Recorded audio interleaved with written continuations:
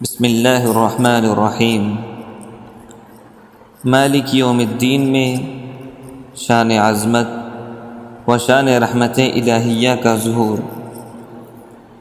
پھر مالک یوم الدین فرمایا کہ میں مالک ہوں قیامت کے دن کا۔ اس دن میری حیثیت منصف اور جج کی نہیں ہوگی۔ جج قانون مملکت کا پابند ہوتا ہے، لیکن اللہ تعالیٰ فرماتے ہیں کہ میں اپنے قانون اور سلطنت اور قوانین کا پابند اور غلام نہیں ہوں۔ میں مالک رہوں گا قیامت کے دن کا۔ اگر میرے قانون سے کوئی بخشا نہ جا سکا تو اپنے شاہی رحم سے معاف کر دوں گا۔ یہ ہے مالک یوم الدین کا راز، جس کو شاہ عبد القادر صاحب رحمۃ اللہ علیہ، شاہ ولی اللہ محدث رحمۃ اللہ علیہ کے بیٹے نے فرمایا کہ عرش اعظم کے سامنے لکھا ہوا ہے، سبقت رحمتی علی غضبی، میری رحمت اور ہمارے غصے میں جو دوڑ ہوئی تو میری رحمت آگے بڑھ گئی۔ شاہ عبد القادر صاحب مصنف تفسیر موضح القرآن اور شاہ ولی اللہ صاحب کے بیٹے لکھتے ہیں کہ عرش اعظم پر اللہ نے یہ کیوں لکھایا ہے؟ فرمایا کہ یہ شاہی رحم کے طور پہ لکھایا ہے۔ اس کا نام کیا ہے؟ از قبیل مراحم خسروانہ، مراحم جمع ہے رحمت کی۔ از قبیل مراحم خسروانہ کے معنی ہیں شاہی رحم کے طور پر۔ اگر میرا کوئی بندہ قانون سے نہ بخشا جا سکا تو میں اپنے شاہی رحم کو محفوظ رکھتا ہوں، اس شاہی رحم سے اس کو معاف کر دوں گا۔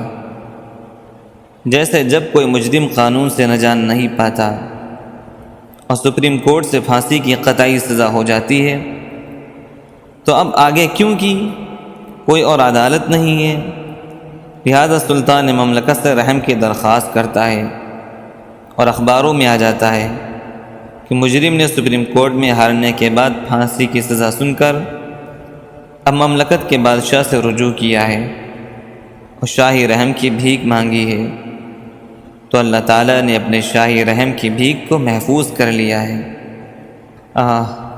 مالک یوم الدین کا راز سن لیجیے، وہ مالک ہے قیامت کے دن کا۔ جج قانون کا پابند ہوتا ہے، مالک پابند نہیں ہوتا۔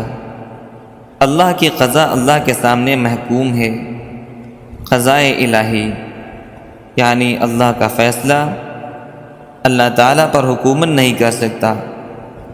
یہ مولانا رومی رحمۃ اللہ علیہ کا عنوان ہے کہ اے خدا، آپ کی قضا آپ کی محکوم ہے، آپ پر حاکم نہیں ہو سکتی، اس لیے سوء قضا کو حسن قضا سے تبدیل فرما دیجیے۔ اور آگے بیان فرمایا کہ ایاک نعبد و ایاک نستعین، ہم آپ ہی کے تو بندے ہیں، ہم نفس اور شیطان کے بندے نہیں ہیں، آپ کی غلامی کرتے ہیں، مگر چونکہ نفس اور شیطان ہم کو دبوچے ہوئے ہیں، ہم جنگلی سور کے منہ میں ہیں اور ہرن کے شکار کرنے کا ارادہ کر کے نکلے تھے، لیکن جھاڑی سے جنگلی سور نے نگل لیا، یعنی اللہ تک پہنچنے کا ارادہ کر کے سلوک میں داخل ہوئے تھے، مگر نفس کا جنگلی سور ہمیں خبیث گندے اعمال میں مبتلا کر کے دبوچے ہوئے ہے اور اپنے بڑے لمبے لمبے دانتوں سے ہمیں کھا رہا ہے، اور ہم دل میں سوچ رہے ہیں کہ اے خدا، ہم تو ہرن کے شکار کے لیے چلے تھے، یعنی آپ تک پہنچنے کے لیے، لیکن یہ مجھ کو کیا ہو گیا کہ نفس کے چنگل میں پھنس کر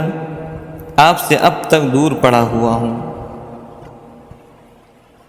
مولانا رومی رحمۃ اللہ علیہ فرماتے ہیں کہ انگور کھانے کے لیے ایک کیڑا چلا، لیکن ظالم ایک پتا ہرا ہرا دیکھ کر یہ سمجھا کہ شاید یہی انگور ہے، ساری زندگی اس پتے کو کھاتا رہا، انگور کے درخت کے ہرے پتے کو، اور وہیں مر گیا، اسی پتے پر قبرستان بنا لیا۔